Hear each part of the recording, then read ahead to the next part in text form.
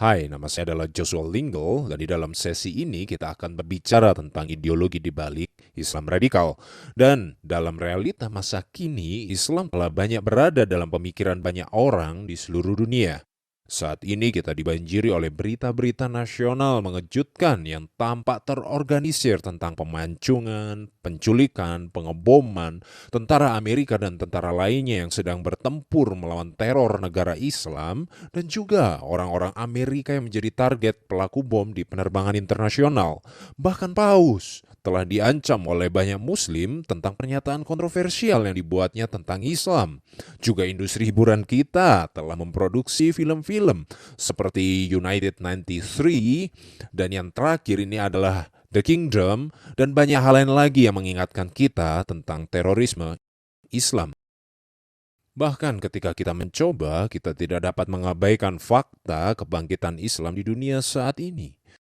Sejak peristiwa 11 September, pertanyaan seperti mengapa mereka membenci kita dan apakah Islam adalah agama damai terus-menerus muncul dalam pikiran banyak orang. Khususnya orang-orang yang tinggal di barat telah bergumul dengan pertanyaan ini banyak kali juga di timur. Gereja-gereja banyak dianiaya dan memahami banyak dari ide-ide ini. Akan tetapi gereja timur pun tidak yakin tentang perbedaan antara Islam yang sejati dengan yang palsu, jadi memang terjadi suatu pergulatan tentang Islam. Banyak buku dan artikel telah muncul untuk menjawab pertanyaan-pertanyaan ini untuk mengklarifikasi, tetapi kita didorong untuk mencapai jawaban yang konsisten tentang Islam. Apakah Islam benar-benar agama damai? Hal ini sering diklaim oleh Muslim moderat di berita malam. Tetapi benarkah bahwa Islam telah dibajak oleh para radikal yang membalikkan tradisi agama mereka? Dalam waktu yang ada ini, saya ingin memberikan jawaban terhadap isu ini. Tetapi saya akan mulai dengan sebuah pernyataan bahwa setelah mempelajari Islam dan sumber-sumber Islam serta 300 tahun pertama Islam yang merupakan keahlian saya selama 21 tahun terakhir, maka jika saat ini saya adalah seorang Muslim yang benar-benar mengikuti ajaran Nabi Muhammad, saya pasti menjadi seorang Muslim radikal. Jika kita benar-benar mencoba memahami pertanyaan ini, saya pikir kita tidak perlu merendahkan para Muslim radikal dan Osama bin Laden. Osama bin Laden sebagai orang gila atau bodoh. Saya sendiri telah mengunjungi masjid-masjid yang paling radikal dan mengalami percakapan yang luar biasa dengan Muslim radikal dan pendukung jihad. 99% dari percakapan itu sangat menyenangkan. Dan saya benar-benar mencintai mereka, saya mencintai semangat mereka. Walaupun saya tidak setuju dengan filsafat, teologi, serta motivasi mereka. Beberapa pengajaran yang paling inspirasional yang telah saya baca justru dikarang oleh Muslim radikal seperti Said Qutb, Maulana Maududi, Abdul Azam, dan yang lain. Gelora semangat iman mereka telah membangkitkan semangat saya sendiri dalam iman saya, yaitu kekristenan. Kaum radikal bukanlah orang yang gila atau bodoh, mereka bertindak secara rasional sejalan dengan iman dan kepercayaan mereka. Murid-murid saya telah membaca sebagian dari surat-surat Osama bin Laden. Saya cukup terkejut karena menemukan bahwa sebagai kaum Injili, mereka dapat setuju hingga 50, 60, 70% dari apa yang mereka baca. Osama berbicara tentang bagaimana dunia barat telah menghancurkan dirinya sendiri dari dalam. Kita perlu bertanya berapa banyak kaum Injil yang peduli terhadap materialisme, persinahan, pelecehan wanita, pembunuhan orang tak bersalah secara global, dan kerusakan lingkungan hidup. Inilah isu-isu yang dibicarakan oleh Osama bin Laden dalam surat-suratnya kepada kita dan dunia barat. Saya harus mengakui bahwa pemikiran-pemikirannya mengagumkan, dan saya tidak menuduh bahwa semangatnya dalam isu itu adalah buruk. Jadi saya setuju dengan dia sampai taraf tertentu. Akan tetapi, saya tidak setuju dengan ajarannya tentang kekerasan dan bahwa solusi dari semuanya adalah dengan membunuh orang-orang barat. Apa yang akan kita lakukan adalah menyingkapkan Islam sehingga Anda dapat memahami mengapa para Muslim radikal, pengikut Osama bin Laden, Al-Qaeda, Sarkawi, dan yang lainnya terlibat dalam aktivitas-aktivitas radikal tersebut. Saya ingin menyingkapkan misteri ini sehingga tidak ada lagi ketakutan dalam relasi kita dengan Islam. Pertama, saya akan berbicara tentang pemahaman sejarah atas kekerasan dan jihad dalam sumber-sumber Islam Ortodoks. Kita akan melakukan ini secara lebih mendalam dalam ceramah saya yang berjudul Apologetika Terhadap Islam. Akan tetapi, saat ini kita akan melihat penafsiran-penafsiran kontemporer dan ajaran-ajaran ortodoks dalam diskusi kali ini. Mari kita mulai dengan salah satu pertanyaan yang paling sering ditanyakan, apakah Islam adalah agama damai? Ketika kita melihat ajaran Islam dan Muhammad, kita melihat bahwa dia dan kaum muslim mula-mula telah menjalankan peristiwa-peristiwa yang terjadi secara beruntun akhir-akhir ini. Dan satu hal yang kita sadari adalah bahwa para ekstremis modern tidak sedang membajak iman kuno yang penuh damai. Untuk memahami intisari dari apakah Islam adalah agama damai, maka kita harus membuat pembedaan antara agama Islam dan orang-orang Muslim. Islam adalah sebuah rangkaian ajaran yang baku dan berasal dari 1400 tahun yang lalu. Akan tetapi, Muslim amatlah berbeda-beda sebagaimana banyaknya perbedaan tiap manusia di dunia ini. Beberapa di antara mereka mungkin radikal atau kejam, sementara lainnya pendamai. Kira-kira terdapat 1,57 miliar Muslim di dunia saat ini. Banyak di antara mereka adalah moderat atau Islam KTP. Sebagian lainnya disebut Islam abangan, dan kita memiliki ceramah-ceramah tentang berbagai jenis Muslim tersebut dalam seri ini. Banyak pula dari Muslim yang merupakan pekerja keras dan menjadi warga negara terhormat dari negara timur maupun barat, dan mereka memiliki nilai kekeluargaan yang kuat. Orang-orang ini akan mengutuk secara keras tindakan teroris atau ekstremis. Akan tetapi, banyak dari mereka yang tidak pernah membaca secara keseluruhan Al-Quran atau ajaran suci Islam seperti hadits, sunnah, surah, dan tulisan Islam lainnya. Akan tetapi, untuk menyelidiki apakah Islam adalah agama damai, pertama kita harus melihat kehidupan pendirinya, terutama Muhammad. Bagaimana Muhammad menjadi model bagi iman Islam? Muhammad terlahir di Makkah, yaitu Arab Saudi sekarang. Di sana ia mulai perjalanannya sebagai nabi. Pada tahun 610 Masehi, ia menerima wahyu dari malaikat Jibril yang akhirnya disusun menjadi Al-Quran pada tahun 634 Masehi, 2 tahun setelah kematiannya. Perjalanan kenabian Muhammad berakhir setelah 23 tahun. Ia menerima wahyu ini dan mulanya ia mendapatkan dukungan dari rekan sesukunya di Makkah. Ajaran-ajaran agama yang ia bawa banyak berbicara tentang perdamaian dan kesatuan di 11 atau 12 tahun pertama. Akan tetapi, di sekitar tahun 622 Masehi, Muhammad kehilangan dukungan dari banyak rekan-rekan sesukunya yang kafir sejak mereka marah karena ajaran Muhammad yang melawan kekafiran. Muhammad mengajarkan bahwa hanya ada satu Allah saja dan bahwa ia, Muhammad, adalah Nabi Allah. Muhammad pernah untuk sementara waktu mengalah dan mengizinkan keberadaan dewa kafir memiliki tempat dalam agamanya, tetapi ketika ia kembali kepada ajaran monoteistiknya, pengikutnya bermusuhan secara keras dengan anggota dari suku-suku kafir. Pada saat ia kehilangan dukungan di kota asalnya sendiri, itulah agama Muhammad mulai berubah menjadi keras. Ia dan rombongan pengikutnya, kira-kira sekitar 100 Muslim saat itu, melakukan hijrah atau pindah ke kota lain di Jazirah Utara di kota yang bernama Madinah. Di sana ia mulai memperkuat dukungan dan mulai mendirikan komunitas politik yang disebut umat.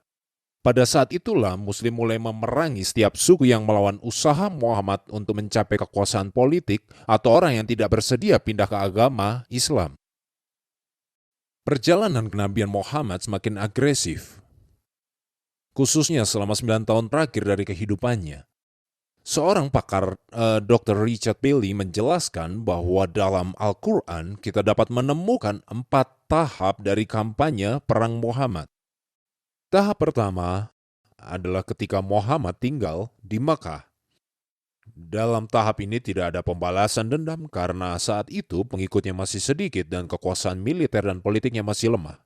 Tahap kedua adalah masa berikutnya di Makkah ketika perang untuk membela diri mulai diizinkan. Pada tahap ketiga, ia telah berpindah ke Madinah, ia migrasi atau hijrah ke Madinah, Pada masa ini, perang untuk membela diri mulai diperintahkan dan bahkan diwajibkan bagi para pengikutnya. Siapapun yang menyerang pengikut Muhammad dapat membalas. Pada akhirnya, tahap keempat adalah masa berikutnya di Madinah ketika Muhammad telah kuat secara politik dan militer. Ia menyatukan suku-suku Yahudi di sana dan ia mampu untuk memulai perang secara ofensif yang diperintahkannya terhadap suku-suku kafir dan mereka yang berada di wilayah sekitarnya. Pada tahap keempat inilah perang ofensif dengan sepenuh tenaga diluncurkan untuk memaksa orang-orang agar berpindah ke agama Islam, dan ini terjadi terus di seluruh dunia setelah kematian Muhammad. Ia memerintahkan Abu Bakar dan Abu Bakar memerintahkan Khalid, amir dari Muslim abad pertama dari tahun Islam, untuk menaklukkan Syria sampai ke negara-negara Kristen di utara. Berikut adalah ayat-ayat Al-Quran yang membenarkan perang secara ofensif. Misalnya, coba dengar ayat ini. Dalam surah 9 ayat 5 dikatakan, apabila sudah habis bulan haram itu, maka bunuhlah orang musyrikin di mana saja kamu jumpai mereka, tangkap mereka, kepung mereka, intai di tempat pengintaian. Jadi ayat ini mengizinkan Muslim untuk memaksa non-Muslim untuk menerima Islam. Akan tetapi, ajaran ini juga digantikan dengan sebuah kondisi tertentu sebagaimana dalam pembacaan berikutnya. Jika mereka bertobat dan mendirikan sholat dan menunaikan zakat, maka berilah kebebasan kepada mereka untuk berjalan. Jadi ada dua alternatif pilihan di sini, yaitu bertobat atau dibunuh. Dalam surah 929 kita membaca demikian. Perangilah orang-orang yang tidak beriman kepada Allah dan kepada hari kemudian. Dan mereka juga mengharamkan apa yang diharamkan oleh Allah dan Rasul-Nya dan tidak beragama dengan agama yang benar, yaitu di antara orang yang diberikan Alkitab kepada mereka, yaitu orang Yahudi dan Kristen. Nah, tentu saja ayat ini bukan ayat damai. Akan tetapi bagian selanjutnya dari ayat ini mengizinkan perlindungan dari kematian jika mereka membayar jizyah atau pajak khusus yang dibebankan pada orang-orang Kristen sehingga mereka berada dalam posisi tunduk dan direndahkan. Jadi pilihan yang ditawarkan dari surat 9 ayat 5 dan surat 9 ayat 29 adalah berpindah kepada agama Islam atau membayar pajak yang dibebankan khusus untuk warga kelas 2 atau dibunuh. Kemudian dalam surat 47 ayat 4 dikatakan, apabila kamu bertemu dengan orang kafir, maka pancunglah batang leher mereka, sehingga apabila kamu telah mengalahkan mereka, tawanlah mereka, dan sesudah itu kamu boleh membebaskan mereka. Jadi ayat-ayat tadi hanyalah sedikit dari kira-kira 149 sampai 164 ayat-ayat pedang yang ditemukan dalam Al-Quran.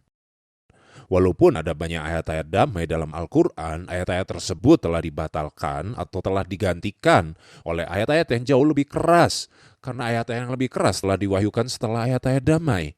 Jadi ayat-ayat damai telah dibatalkan atau diganti oleh perintah baru untuk berperang di dalam jalan-jalan Allah. Jadi kita dapat memahami hukum pembatalan ayat tersebut dengan melihat bagaimana ajaran Perjanjian Baru menggantikan beberapa hukum dalam Perjanjian Lama dengan hukum kasih dan Perjanjian Baru dalam darah Kristus di Perjanjian Baru. Jadi sekarang kita hidup dalam Perjanjian Baru dan bukan dalam hukum yang lama. Akan tetapi doktrin pembatalan ayat atau abrogasi itu sendiri amat rumit di dalam Islam, dan kita tidak memiliki waktu untuk membahasnya secara penuh. Tentu saja ada banyak perbedaan pendapat tentang Islam, tetapi fondasi terpenting dari Islam dan kekerasan yang terjadi, semuanya tercatat dalam biografi Muhammad dan dalam Al-Quran. Cara utama untuk memahami Islam sebenarnya bukanlah dengan membaca Al-Quran. Saya percaya bahwa ada cara terbaik untuk memahami Islam sebenarnya adalah membaca biografi Muhammad. Dan kita akan menuju ke sana dalam pembahasan berikutnya tentang kehidupan Muhammad. Kekerasan dalam ayat yang telah kita lihat telah dibenarkan oleh Islam karena adanya satu doktrin yang sangat penting, yaitu khilafah atau negara Islam. Kaum muslim mula-mula percaya bahwa Allah telah memerintahkan mereka untuk mendirikan khilafah Islamiyah yang intinya adalah sebuah pemerintahan teokratis di atas bumi. Sebagai orang-orang Kristen, kita percaya pada kerajaan surga yang telah didirikan oleh Yesus Kristus. Akan tetapi, Islam mengajarkan bahwa Muslim akan memerintah di bumi. Islam akan berkuasa dan memerintah sebagai agama dan sistem politik yang utama di dunia. Jadi itulah khilafah, sebuah kerajaan mula-mula yang didirikan dan diperintah oleh Islam dan didirikan melalui cara-cara duniawi dengan berperang atas nama agama. Menurut Dr. David Cook, salah satu pakar ternama tentang Islam radikal dan jihad, jihad memiliki makna berperang atas nama agama. Hal penting lainnya adalah bahwa Nabi Islam, yaitu Muhammad, adalah teladan dan kesetiaan bagi seluruh umat manusia. Kehidupan dan perilakunya dicatat dalam sunnah atau biografi Muhammad.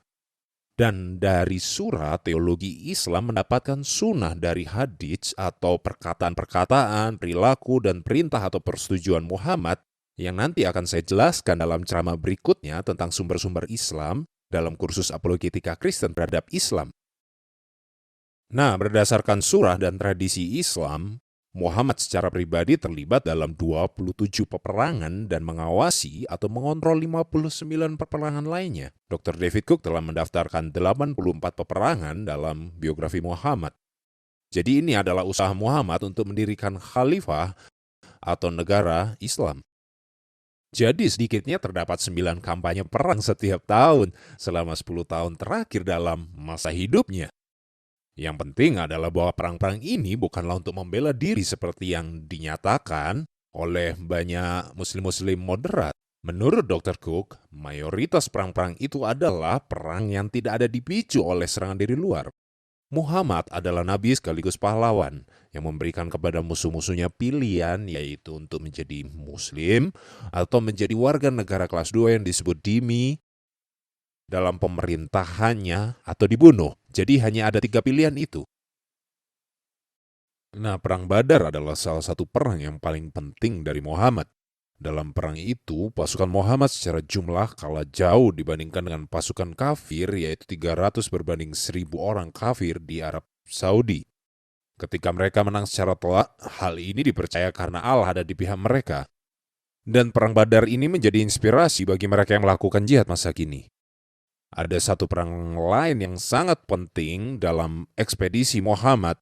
Salah satu biografi Muhammad yang terkenal yang ditulis oleh Imam Al-Waqidi menulis tentang Muhammad yang menceritakan bahwa ia sendiri mengambil tawanan perang untuk dibawa ke dalam kelompok-kelompok menuju suatu parit, dan dalam satu hari ia mendapatkan laporan bahwa 600-900 telah dipenggal kepalanya. Para prajuritnya kemudian melemparkan tubuh-tubuh tanpa kepala itu ke dalam sebuah parit. Ini bisa ditemukan dalam Sahih Al-Bukhari maupun karya Ibn Ishaq yang telah diterjemahkan oleh Oxford. Dengan mengikuti teladan Muhammad inilah pemenggalan kepala yang telah kita saksikan akhir-akhir ini di Irak tidak terasa lagi asing. Seorang teroris bernama Sarkawi misalnya telah berusaha untuk memenuhi secara hurufiah perintah Al-Quran dalam surat 47 ayat 4 yang berkata, "Penggalah batang leher mereka," dan juga ia meniru teladan Muhammad di Irak sebelum ia sendiri meninggal. Sarkawi bukan orang yang gila. Menurut pengertian saya, bukan orang yang gila, melainkan orang yang secara rasional mengikuti sebuah perintah yang jelas dari agama Islam untuk perbuatannya. Warisan jihad ini telah diteruskan oleh mereka yang secara langsung mengikuti Muhammad dalam ratusan tahun pertama Islam di Syria. Irak dan Iran sendiri telah ditaklukkan oleh pasukan tentara muslim yang berjumlah 10 ribuan. Dalam kenyataannya, jihad telah dijalankan di semua tempat, mulai dari India sampai Perancis. Dan menurut Imam Al-Waqidi dalam bukunya yang berjudul Penaklukan Syria, buku ini ditulis relatif dekat dengan kejadian dan menjadi sumber utama memahami perkembangan Islam mula-mula. Imam Waqidi berkata bahwa dalam 40 tahun pertama Kami telah mencatat sekitar 330.000 orang Kristen dan lainnya yang telah dibunuh di Syria, dan bahwa dalam 10 tahun di bawah pimpinan Abu Bakar dan Umar yang merupakan khalifah pertama setelah diperintahkan Muhammad untuk menaklukkan Syria, mereka membunuh 1 juta orang Kristen dan yang lainnya di dalam penaklukan yang mereka lakukan terus sampai ke India dan akhirnya ke jendela 1040. Jadi, jihad telah dijalankan melalui berbagai cara. 5 kota utama Kristen telah ditaklukkan oleh Muslim dalam beberapa ratus tahun pertama. Dalam beberapa ratus tahun pertama itu, 50% dari orang Kristen di dunia berada dalam kekuasaan Islam. Faktanya, seluruh dunia Kristen di timur telah berada di bawah kekuasaan Islam. Dan Anda dapat membaca buku yang ditulis Battier yang berjudul Kemerosotan Kekristenan Timur di bawah Kekuasaan Islam.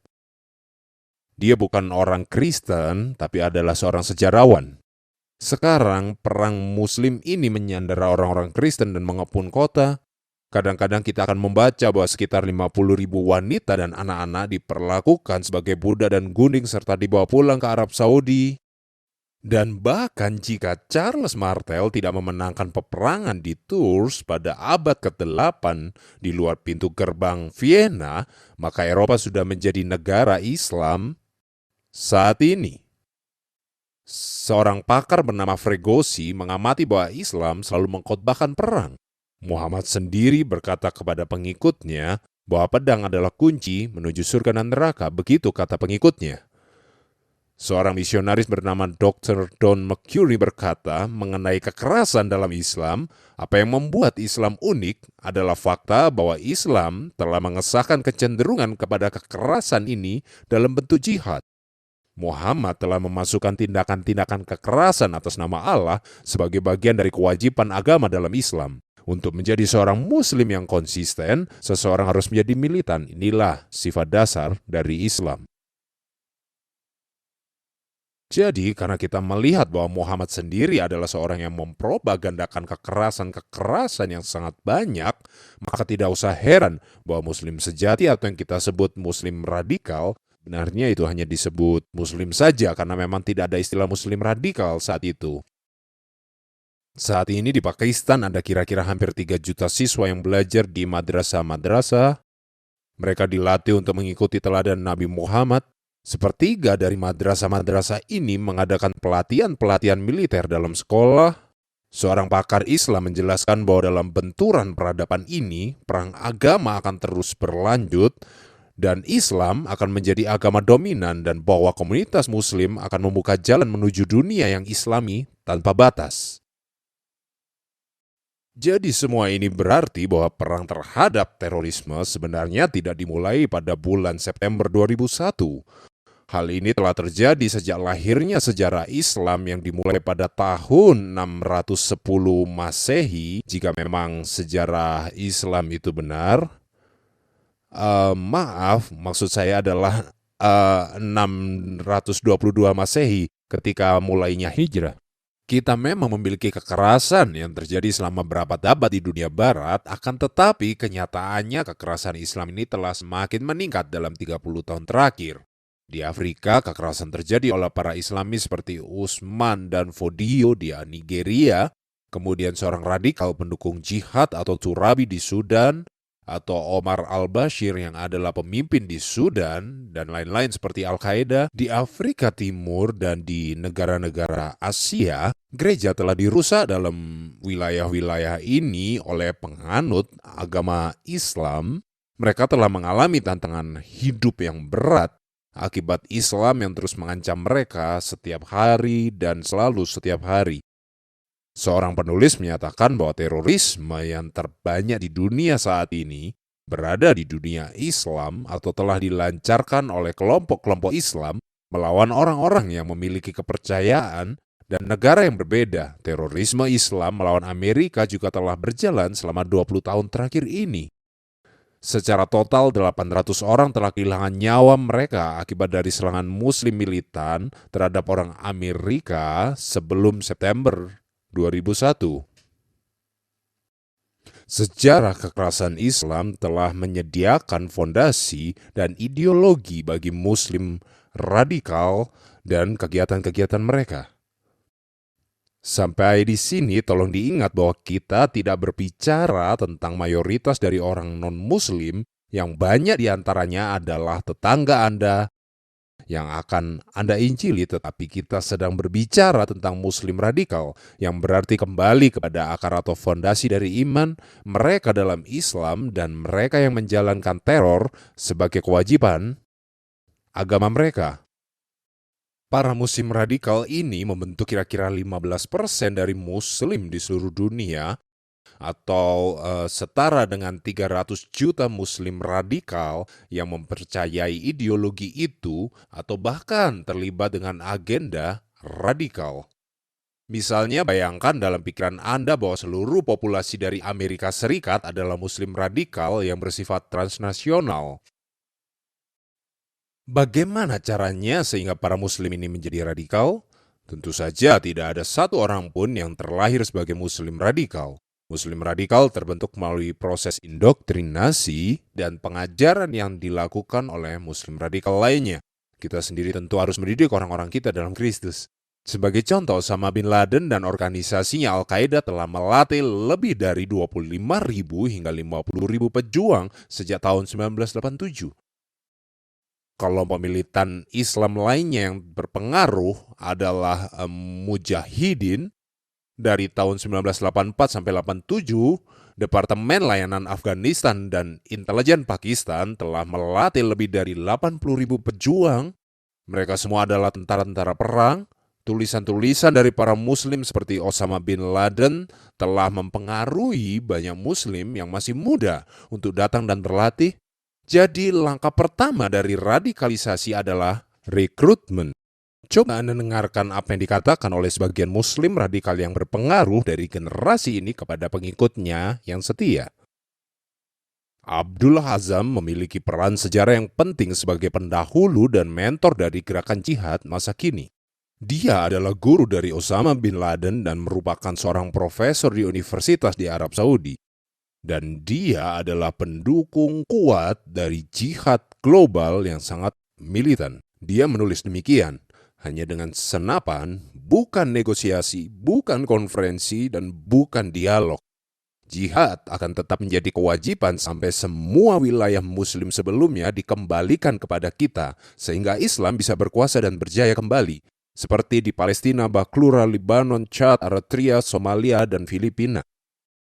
Dalam sebuah buku pedoman yang ditulis oleh Al-Qaeda, organisasi teroris yang didirikan dan dijalankan oleh Osama bin Laden, kita dapat melihat apa arti dari perlawanan mereka terhadap dunia barat.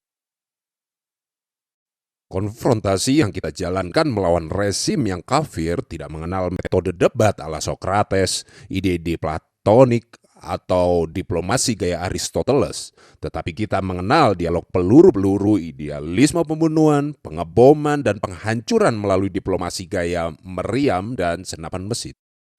Pemerintah Islam tidak pernah dan tidak akan didirikan melalui solusi damai dan nasihat untuk kerjasama. Mereka selalu didirikan oleh pena dan senjata, kata-kata dan peluru, lidah dan gigi. Jadi langkah pertama dalam radikalisasi adalah rekrutmen. Langkah kedua adalah indoktrinasi. Jadi mereka harus direkrut dan diindoktrinasi untuk menjadi radikal. Para pemikir Islam telah mengarahkan Muslim secara salah untuk memerangi dan mempertobatkan Barat yang saat ini sedang menuju pada kematian. Ironisnya, sebagai orang-orang Kristen Injili, kita mungkin tidak perlu menolak banyak mengenai pengamatan yang mereka lakukan. Para Muslim radikal ini menyatakan apa yang mereka sebut sebagai imoralitas dunia barat dan memandang bahwa materialisme, penyimpangan seksual, kemabukan, dan penggunaan obat terlarang telah dieksploitasi melalui media dan dunia hiburan di barat. Muslim juga telah sakit hati terhadap apa yang mereka katakan sebagai kebijakan pemerintah barat yang menjajah negara-negara Islam. Banyak Muslim percaya bahwa mereka sedang menjaga hukum Allah syariah Allah di dunia dengan cara berperang melawan barat. Seorang pakar berkata, para pemimpin Muslim telah menyatakan bahwa orang barat ingin mengubah seluruh dunia menjadi rumah hiburan di mana mereka dapat meneruskan perbuatan jahat mereka. Lebih jauh lagi, para pemimpin barat telah diilhami oleh setan untuk menciptakan kerusakan di mana-mana, terutama di negara Islam seperti Irak, Algeria, Afghanistan. Jadi sebagai orang Kristen, kita dapat setuju bahwa dunia barat memang sedang merusak fondasi dari kebudayaan kita. Akan tetapi obatnya yaitu Islam sama buruknya dengan penyakitnya. Anda tidak dapat mengalahkan kejahatan dengan kejahatan, tetapi hanya dengan kebaikan. Dalam 1 Tesalonika 5 ayat 15. Walaupun banyak dari kesedihan Muslim adalah benar, dunia barat sama sekali tidak bisa disalahkan untuk serangan teroris. Seorang pakar Kristen, Peter Riddle berkata, akar dari kemarahan Muslim radikal melawan Barat tidak hanya disebabkan karena materialisme Barat ataupun kolonialisme di abad 19 atau bahkan imperialisme Amerika. Namun karena Islam melalui sejarahnya sendiri telah memiliki kekerasan sebagai jalan yang mereka tempuh. Hal itu juga telah disahkan dalam agama melalui ayat-ayat di dalam Al-Quran dan diteladankan oleh Nabi Muhammad itu sendiri. Proses indoktrinasi dari para anggota-anggota muda ini bukan hanya retorika melawan Barat, tetapi juga melibatkan ajaran-ajaran ortodoks dari kitab suci mereka, Al-Quran. Di antara mereka yang menjalankan jihad, mereka melihat ajaran iman mereka sendiri bukan hanya sebagai pembenaran ideologi, tetapi juga ilham ilahi bagi kegiatan terorisme. Mereka mengikuti teladan dari Nabi mereka, Muhammad. Bagi mereka, Muhammad dianggap sebagai teladan sempurna dari kehidupan orang beriman bagi semua manusia di sepanjang masa. Sama seperti orang Kristen melihat Kristus sebagai teladan hidup. Muslim radikal melihat Muhammad sebagai model mereka. Para Muslim radikal ini membaca dan menafsirkan kitab suci mereka secara hurufiah, sama dengan cara yang dilakukan oleh orang Injili dan Kristen. Sebenarnya mereka mirip seperti kita, orang-orang Kristen, seperti saya, seperti yang kulakukan. Jadi mereka menjadikan sumber iman mereka, yaitu kitab suci dan teladan nabi mereka, sebagai otoritas mereka. Sama seperti orang-orang Kristen memandang Alkitab, hanya saja Al-Quran adalah kitab yang salah. Nah, Muslim yang paling radikal adalah Muslim yang terlibat bom bunuh diri. Dalam beberapa tahun terakhir, kita telah mendengar di berita malam tentang pemuda yang mengikatkan bom di tubuh mereka dan berjalan melalui diskotik dan acara pernikahan di Israel dengan tujuan meledakkan diri mereka sendiri. Atau juga di Irak, kita melihat adanya pengebom bunuh diri yang mengendarai mobil menuju ke pusat keramaian dan meledakkan kendaraannya untuk menghasilkan pengerusakan besar terhadap warga sipil. Apakah orang-orang ini gila? Atau mereka adalah aktor rasional yang bergerak dan berjalan berdasarkan kehendak bebas mereka? Mari kita melihat ke dalam pikiran dari para pengebom bunuh diri ini. Pemahaman kita dimulai dari konsep kemartiran dalam Islam. Apakah konsep martir dalam Islam? Menurut ajaran Islam ortodoks, berperang bukan hanya suatu kewajiban bagi orang beriman, tetapi terdapat teologi yang terus berkembang.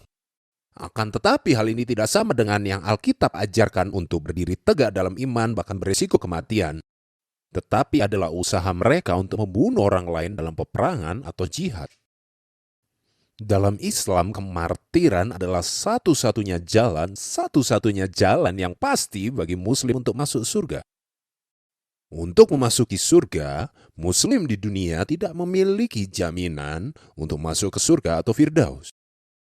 Pada hari penghakiman, Allah akan menimbang perbuatan-perbuatan baik dan perbuatan-perbuatan buruk dalam sebuah timbangan berdasarkan banyak ayat-ayat Al-Quran seperti surat 23 ayat 102 atau surat 1-3 atau surat 101 ayat 6-11.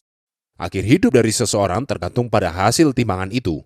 Mana yang lebih berat dan keputusan akhirnya akan berada di tangan Allah semata-mata.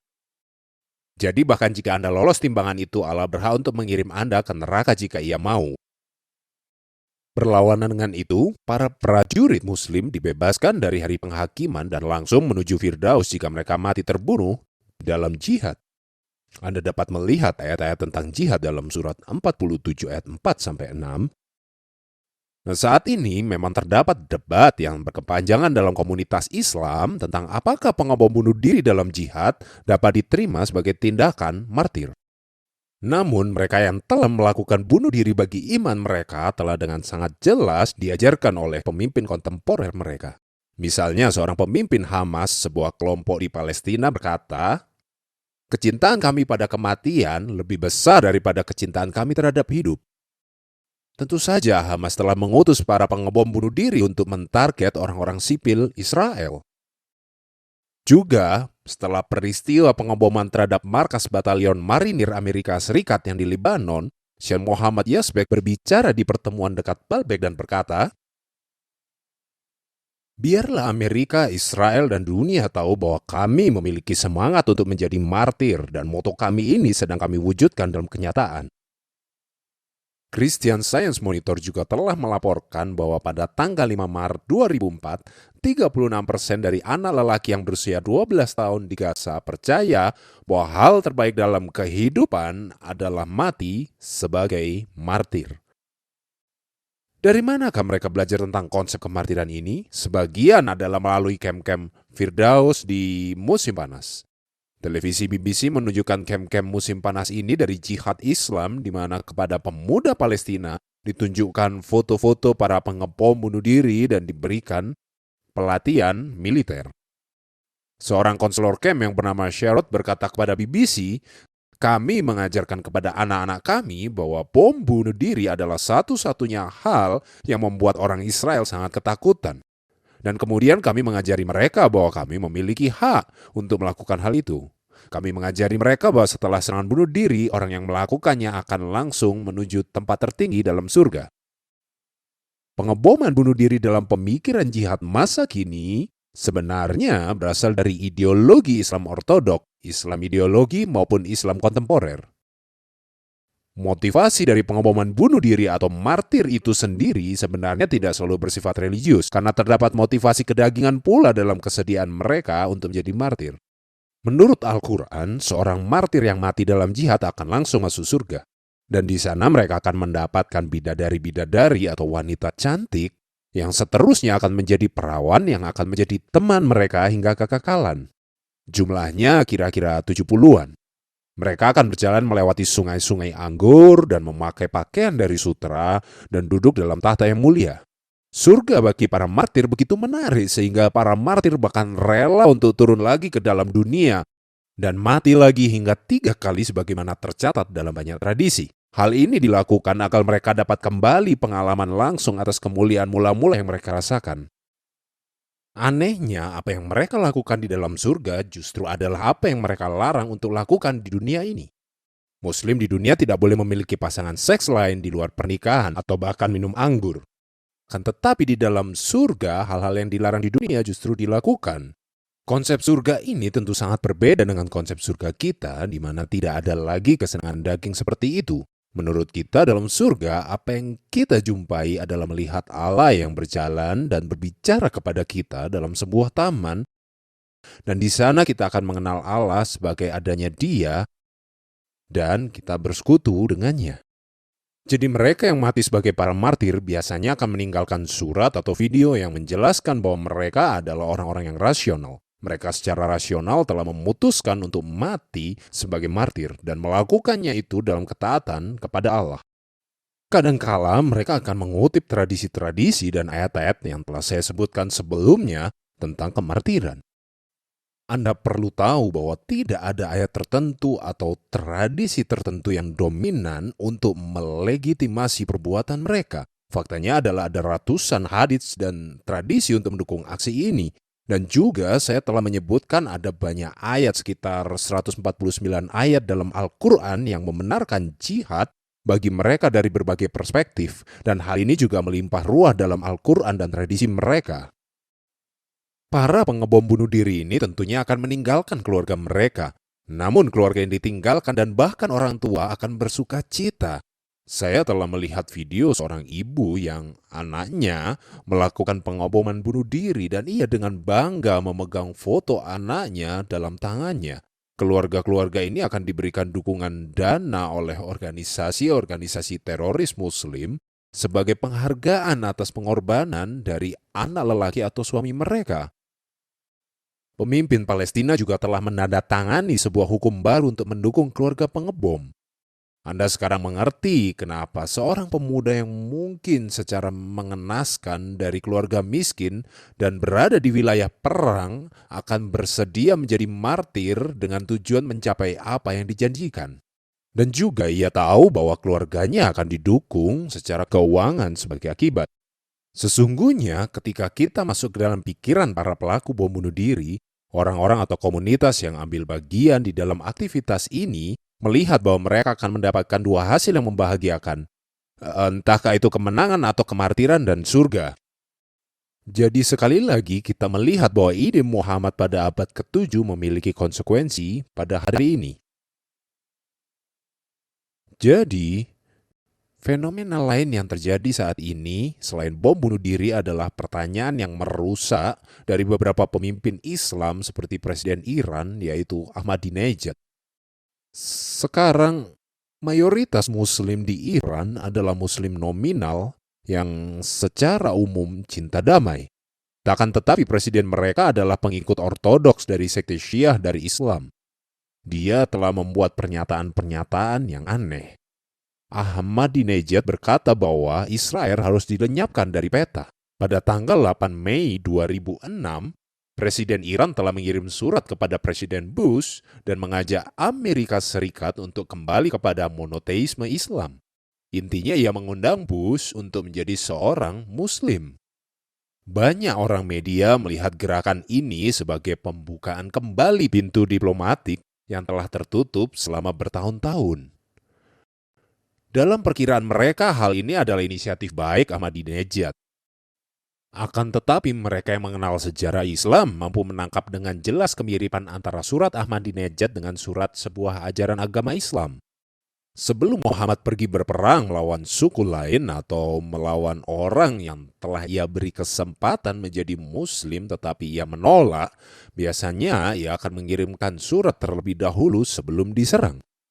Dan kita tidak tahu atau saya juga tidak mengatakan bahwa surat tersebut adalah awalan sebagai jihad Iran. Itu mungkin hanya sekedar dakwah atau penginjilan kepada Presiden Amerika dan Amerika Serikat. Tetapi yang menarik adalah melihat bahwa seorang pemimpin Islam memegang ajaran yang sangat ortodoks di dalam Islam. Untuk memahami lebih baik hal ini, tentu saja kita harus memahami bahwa Ahmadinejad disebut 12 Muslim Syiah. Dalam Islam ada banyak aliran dan tentu saja tidak semua Muslim mempercayai hal yang sama. 12 Muslim Syiah mempercayai bahwa pemimpin agama Islam terhebat yang disebut Mahdi akan kembali suatu kali ke bumi ini pada akhir zaman. Banyak Muslim Syiah percaya bahwa imam ini yang terlahir pada tahun 868 Masehi masih hidup hingga saat ini, dan hidupnya secara supranatural diperpanjang sampai kedatangannya kembali. Mereka percaya bahwa kembalinya Mahdi dapat dipercepat dengan diciptakannya kekacauan di bumi. Berdasarkan nubuatan Syiah, sebuah skenario apokaliptik akan mendahului kedatangan Imam Mahdi, dan sebagian pemimpin dunia telah berspekulasi bahwa diplomasi Ahmadinejad yang mendukung pengembangan senjata nuklir dimaksudkan untuk memancing perang yang bertujuan mempercepat kedatangan Imam Mahdi. Tentu saja semua ini adalah spekulasi.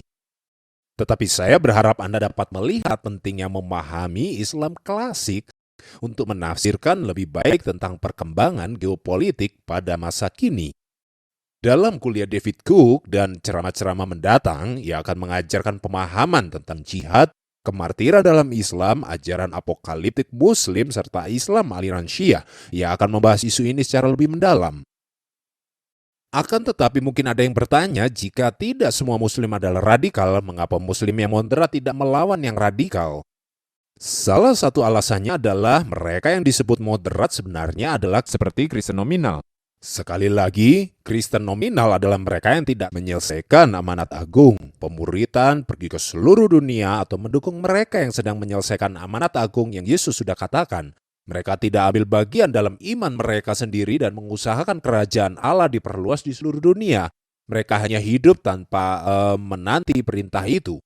Nah, sekarang banyak Muslim yang juga tidak membaca kitab suci mereka dan tidak mengerti bahwa agama mereka membenarkan tindakan-tindakan kekerasan ini, atau mereka juga mungkin tidak sadar akan adanya ajaran itu. Juga kaum Muslim ini tidak berusaha untuk membuat pernyataan politik di depan umum, karena seperti halnya seperti orang Kristen KTP, mereka cenderung pasif dan acuh tak acuh. Akan tetapi ada juga kelompok moderat yang adalah kaum intelektual dan cukup vokal. Baik kelompok liberal maupun moderat, mereka cenderung mendefinisikan jihad sebagai melawan nafsu daging diri sendiri. Hal ini sering disebut sebagai jihad besar karena Muslim harus melakukannya setiap hari, dan mereka memandang perang sebagai jihad kecil yang lebih rendah sifatnya. Para pakar berbeda pandangan. Ada yang percaya bahwa jihad yang sejati adalah apa yang berperang dan mengikuti teladan Muhammad. Kaum Muslim radikal akan mengambil pendekatan literal dan mendefinisikan jihad sebagaimana ajaran-ajaran ortodoks. Mereka biasanya menyatakan bahwa Muslim moderat bukanlah Muslim yang sejati. Kaum moderat adalah mereka yang biasanya tidak setuju dengan kekerasan dari kaum radikal, tetapi sejujurnya kaum radikal tampaknya lebih setia dalam mengikuti ajaran Muhammad daripada moderat. Jadi mereka memiliki argumen yang lebih kuat untuk mendukung Islam versi mereka di mata internasional.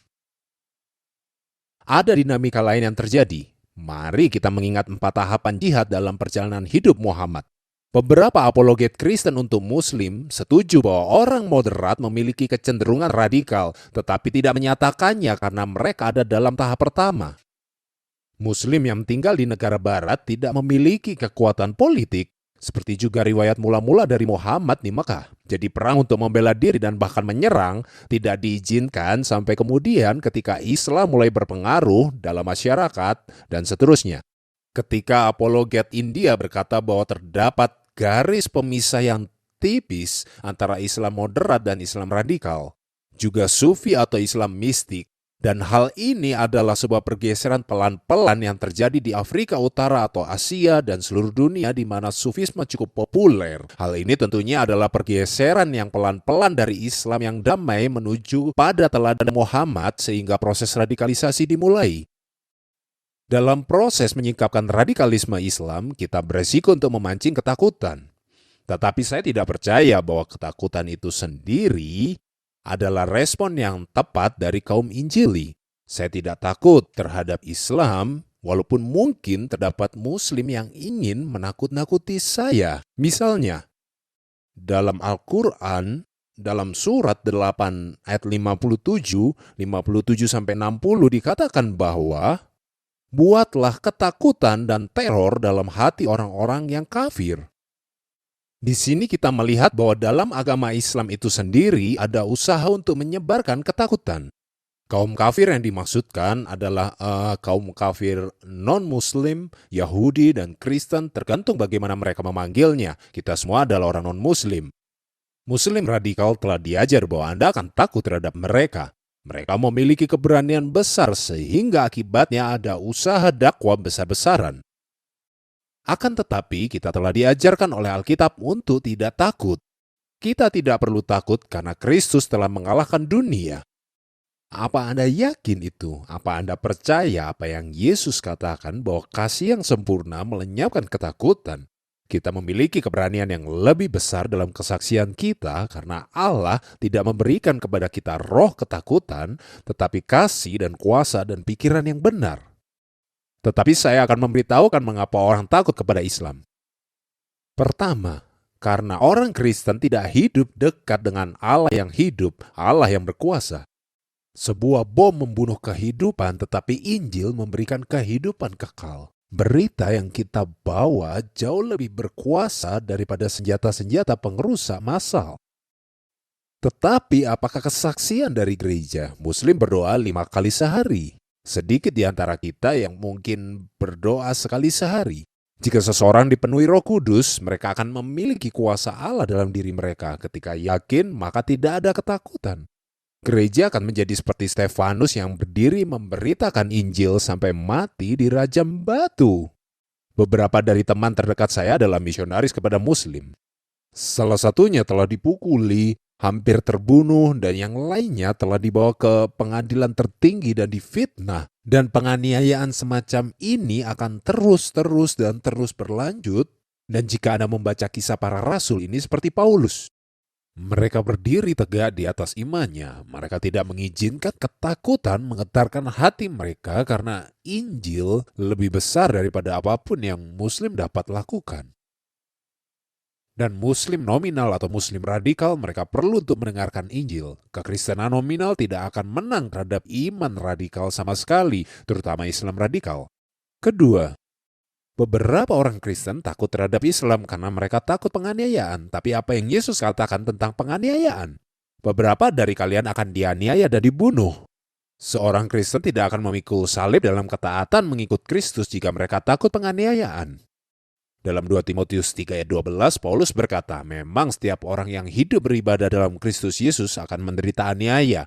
Alkitab juga berkata bahkan akan datang saatnya bahwa setiap orang membunuh kamu dan menyangka kamu berbuat bakti bagi Allah. Gereja tidak perlu takut terhadap penganiayaan karena gereja memiliki pengharapan masa depan dalam kehidupan kekal yang jauh lebih mulia daripada di dalam dunia. Dan alasan mengapa kita di sini, alasan kita memiliki hidup dan bernafas adalah untuk menyelesaikan amanat agung di dunia ini. Itu inti segalanya. Selama miliar tahun Anda mendapat penghargaan atas apa yang Anda lakukan di dunia dan bagaimana menghabiskan 20, 30, 40, 50, 60, 70 tahun. Jadi jangan sia-siakan hidupmu. Ketiga, orang-orang di gereja takut karena mereka tidak tahu apa yang mereka percayai. Jika mereka bertemu dengan seorang Muslim, mereka tidak tahu apa yang mereka katakan untuk memberitakan Injil atau bagaimana membagikan iman mereka. Mereka tidak tahu bagaimana menjawab isu teologis. Berapa banyak di antara Anda yang mendengar pendeta melatih jemaat atau gereja menginjil kaum Muslim? Tidak banyak. Pendeta itu sendiri tidak pernah menerima pelatihan semacam itu di dunia ini. Dan kita perlu mengakui fakta ini dan membawa pelatihan semacam ini ke dalam gereja sehingga kita dapat menyelesaikan amanat agung. Di sisi lainnya terdapat 1,5 miliar Muslim di dunia dan Islam adalah agama tercepat pertumbuhannya di dunia. Sama seperti ide Muhammad memiliki konsekuensi, ide gereja saat ini memiliki konsekuensi juga. Kita merasa takut karena kita tidak tahu, tetapi jika gereja belajar tentang Islam, saya percaya bahwa gereja akan memiliki kepercayaan yang kuat. Mereka paham apa yang mereka percaya dan akhirnya berbelas kasih karena mampu melihat apa yang telah menjebak Muslim selama ini. Mereka melihat adanya pengharapan dan kasih dari Injil di dalam Kristus. Sekali lagi seperti yang telah saya sebutkan di awal, harapan saya adalah untuk membongkar Islam dan menyelidiki misteri Islam agar tidak ada lagi ketakutan dalam diri orang Kristen, tetapi membuat kita orang Kristen dapat menghadapi ideologi palsu ini dengan yakin. Osama bin Laden, seperti yang telah kita lihat, telah menjadi tokoh ideologi Islam radikal yang penuh dengan semangat. Bahkan sebelum kematiannya, ia telah menulis sebuah surat kepada Amerika Serikat pada tanggal 9 September. Ia berkata demikian, kalian adalah bangsa yang mengizinkan immoralitas dan kalian menganggap diri kalian sebagai pilar kebebasan pribadi. Kalian adalah bangsa yang mengeksploitasi wanita seperti barang komoditi atau saran iklan yang menarik para pelanggan untuk membeli mereka. Kalian tidak dapat berteriak-teriak bahwa kalian mendukung kebebasan wanita. Kalian adalah bangsa yang mempraktekkan perdagangan seksual dan semua bentuknya secara langsung atau tidak langsung. Mendirikan perusahaan raksasa untuk hal ini, melakukan ini semua atas nama seni atau hiburan dan kebebasan. Hal yang kami minta dari kalian adalah menghentikan penindasan dan kebohongan kalian, yaitu imoralitas dan pesta pora yang telah merajalela di antara kalian. Jika hanya itu yang dikatakan oleh Osama bin Laden, maka itu tidaklah terdengar buruk. Tetapi ia juga telah menyerukan serangan dan kekerasan melawan orang-orang Amerika di seluruh dunia. Betapa ironisnya bahwa Muslim radikal sedang berusaha untuk menyelesaikan isu-isu moralitas di Barat dengan bom karena kita orang Kristen telah lalai untuk menanggapi kerusakan spiritual dari kebudayaan kita dan negara-negara Muslim dengan Injil Yesus Kristus. Sebagai orang-orang Kristen kita harus menanggalkan ketakutan dan rasa puas dengan diri sendiri serta menghadapi tantangan Islam dengan keberanian yang sama disertai dengan kasih dan kesaksian. Mari berdoa. Bapa, kami bertobat dari seks dan kekuasaan dan materialisme dan segala hal yang telah menjadi berhala dalam budaya kami dan yang menghalangi pikiran kami orang-orang Kristen di dunia. Bapa kami bertobat dan meminta kepadamu dan Roh Kudus agar Engkau memimpin kami dalam kebenaran yang kudus untuk menjadi saksi bagi dunia muslim. Kami berdoa dan meminta agar kami orang Kristen dapat menaati dan mengenapinya. Engkau berkata bahwa Engkau akan menyertai kami orang-orang Kristen. Tolonglah kami. Amin.